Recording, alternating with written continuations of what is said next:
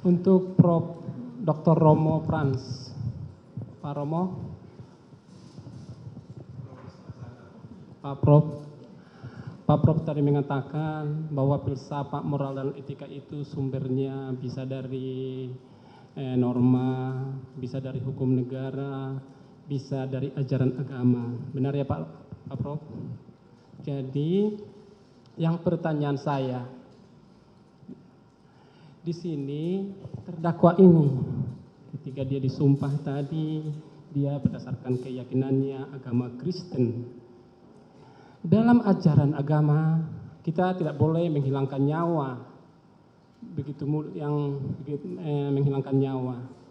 Pertanyaan saya, di dalam kasus ini sebagaimana fakta-fakta yang muncul di persidangan dari awal persidangan sampai sekarang ini, tidak ada gambaran antara terdakwa Richard dengan korban Yosua ada dendam.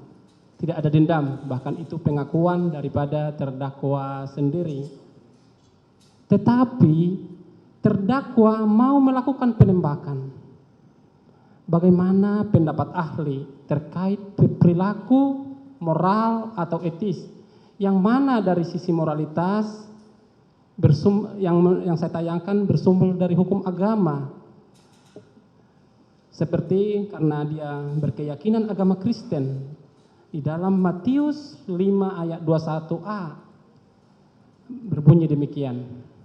Kamu telah mendengar dari ajaran agama.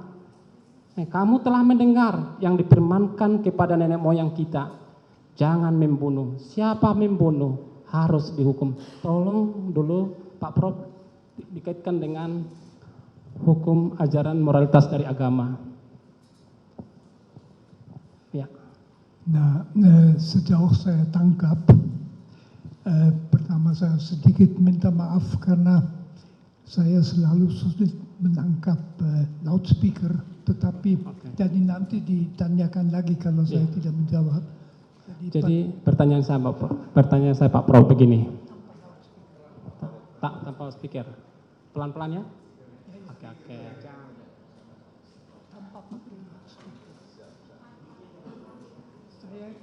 Tanpa mic, oke.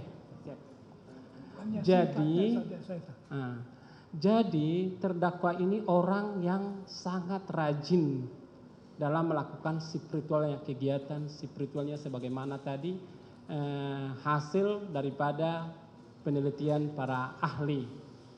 Dia rajin termasuk dalam hal beribadah. Di dalam kegiatan beribadah itu tentu ada hal-hal yang didapat. Seperti dalam fakta-fakta persidangan Pak Dokter, di dalam fakta persidangan mulai dari awal persidangan ini sampai sekarang ini tidak ada dendam pribadi antara terdakwa dengan korban. Tetapi terdakwa ini melakukan penembakan hingga korban meninggal dunia. Sebagaimana dalam kitab Injil ada tertulis di Matius 5 ayat 21. Kamu telah mendengar yang difirmankan kepada nenek moyang kita. Jangan membunuh. Siapa membunuh harus dibunuh. Harusnya kalau menurut pendapat tadi bahwa dia orang yang rajin, arti yang taat dalam spiritual, harusnya dia tahu ayat ini. Tolong dijelaskan Pak Prof.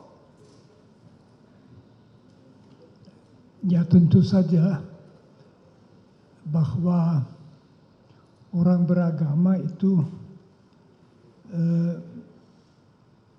tahu bahwa ia tidak boleh membunuh dan sebagainya. Tetapi di dalam agama kita juga tahu bahwa orang tidak menaati yang menjadi perintah agama. Jadi masalahnya di situ pun tidak ada dendam.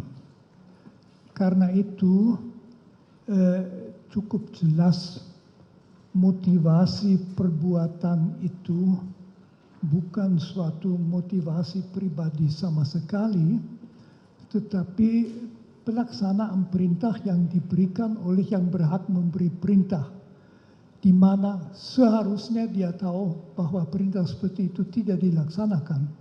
Akan tetapi itu mungkin saja di dalam budayanya sendiri, di dalam budaya polisi, apalagi di tekanan pada waktu itu yang tegang masalah seminit dan sebagainya, ya dia melaksanakan saja perintahnya.